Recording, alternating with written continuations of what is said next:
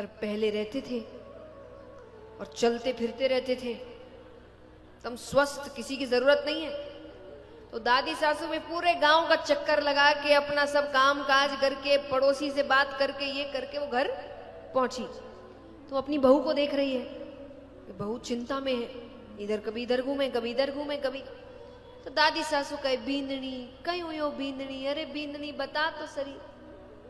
देखिए बच्चे और बूढ़े ना एक जैसे होते, तो इनका एक स्वभाव है कि जब ये किसी बात पे अटक जाते हैं ना, अटक जाते हैं, बच्चे भी दोहराते रहेंगे बार बार, बूढ़े भी कोई बात पे अटक गए ना तो एक ही बार बार वाक्य दोहराएंगे। तो दादी सासू बींदनी शब्द पे अटक गई। अब वो बार बार बींदनी, अरे बींदनी बता तो सही, बींदनी कहो यो बींदनी, अरे बींदनी कवे खज जाओ बींदनी ने, दिन भर बींदनी बींदनी, कोई काम नहीं होता मेरे बिना।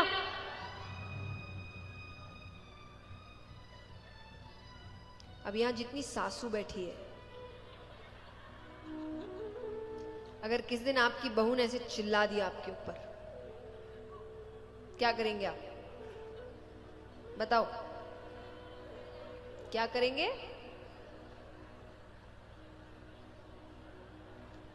चुप ही हो जाते, तो इतने सीरियल ही नहीं बनते।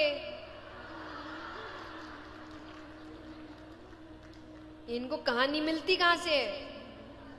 चुप कोई नहीं होता भाई, दोनों ही नहीं होते। यहां एक तो वहां दो, यहां दो तो यहां चार, यहां चार तो वहां छह, और यहां छह तो वहां आठ। कोई चुप नहीं होता। तो ये बात तो कोई बोल ही नहीं सकता कि हम तो चुप हो जाए, कोई चुप नहीं होता। चुप हो तो झगड़े ही ना हो, लेकिन चुप कोई नहीं होता। लेकिन अब एक बात मेरी ध्यान से सुनिएगा, और ये उनके लिए है जिनको अपने रिश्ते अच्छे रखने हैं। कुछ क्या होते, कुछ को रखने ही नहीं। जैसे कुछ सासू बदमाश होती है, सच है, वो सताती है, बहू को बहुत सताती है। और कुछ बहुएं भी बदमाश होती है, जबरदस्ती झगड़ा करती है, तमाशे करती है। तो इनके लिए बात नहीं हो रही है। जो जानबूझ के कर रहे हैं, जो जबरदस्ती सताना चाह रहे हैं, उनके लिए ये प्रसंग नहीं है।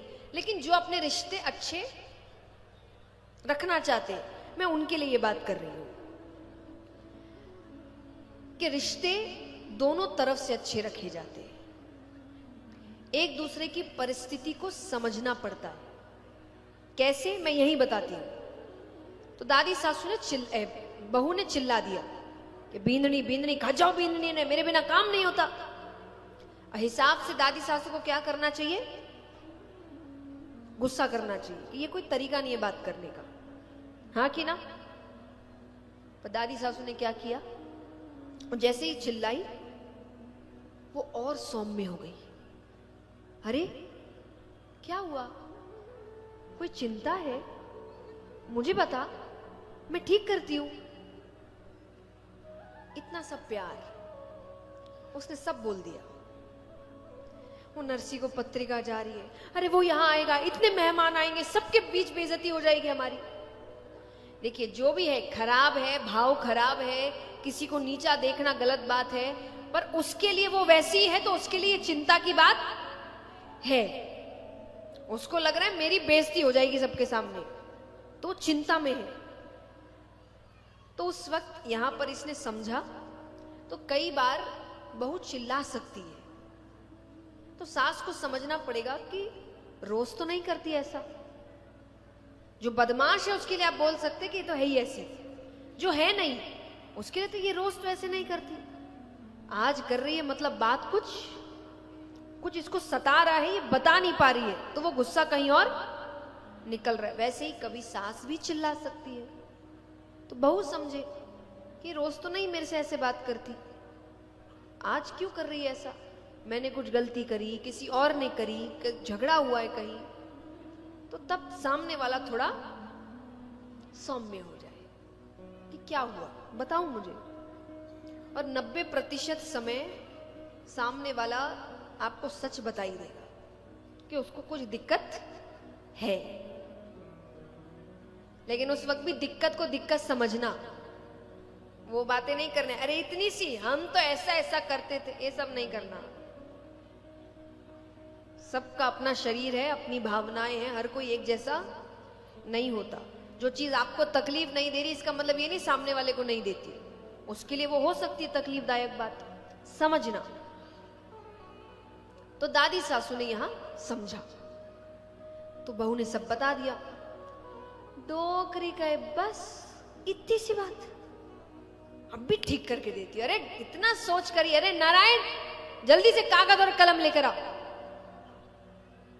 तो नारायण था नानी बाई का देवर, तो वो लेकर आ गया।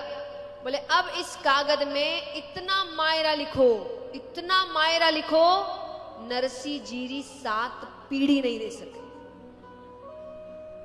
और अंत में विशेष वो नोट लिखते हैं ना, उसमें लिख देना इतना मायरा हो तो ही आना, वरना वहीं अपने करताल बजाना, यहां आने की जरूरत नहीं है।